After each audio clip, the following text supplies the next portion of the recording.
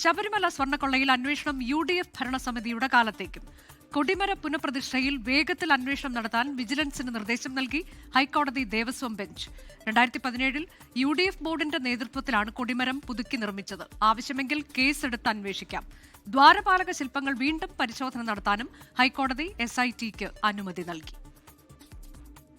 കൊടിമര പുനഃപ്രതിഷ്ഠയ്ക്ക് സ്വകാര്യ വ്യക്തികളിൽ നിന്ന് സ്വർണം കൈപ്പറ്റിയ രേഖകളിലാണ് വിജിലൻസ് അന്വേഷണം. 27 പേർ സ്വർണം നൽകിയെങ്കിലും മഹസറിൽ വിവരങ്ങൾ അവ്യക്തമെന്ന് കണ്ടെത്തൽ. പുനഃപ്രതിഷ്ഠയ്ക്ക് പുറത്തുനിന്ന് സ്വർണം സംഭാവനയായി വാങ്ങിയിട്ടില്ല.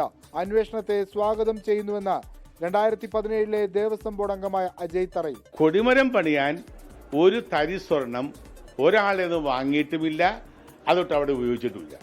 നടത്തട്ടെ, സ്വാഗതം ചെയ്യുന്നു. സ്വർണ്ണക്കൊള്ളക്കേസിൽ ദ്വാരപാലക പാളികൾ വീണ്ടും പരിശോധിക്കാനൊരുങ്ങുകയാണ് SIT. 12-ാം തീയതി സാമ്പിൾ ശേഖരിക്കും. മുംബൈയിലാണ് പരിശോധനയ്ക്ക് അയക്കുക. VSSCയുടെ റിപ്പോർട്ടിൽ അവ്യക്തത ഉള്ളതിനാലാണ് വീണ്ടും പരിശോധന. സ്വർണം പൊതിഞ്ഞ ചെമ്പുപാളികൾ മൊത്തത്തിൽ കടത്തി പുതിയ പാളികൾ സ്ഥാപിച്ചതാണോ എന്നതിലാണ് ആശയക്കുഴപ്പം. കേസ് അടുത്ത 19-ന് വീണ്ടും ഹൈക്കോടതി പരിഗണിക്കും. വിഷ്ണു സുരേഷ്, 24 കൊച്ചി. ലോകത്തെവിടെയായാലും ഏത് സമയത്തും 24 വാർത്തകളും ഓഗ്മെന്റഡ് റിയാലിറ്റി പാക്കേജുകളും എക്സ്പ്ലെയിനറുകളും വിശദമായി കാണാൻ ഞങ്ങളുടെ YouTube ചാനൽ നിങ്ങൾക്ക് സബ്സ്ക്രൈബ് ചെയ്യാം.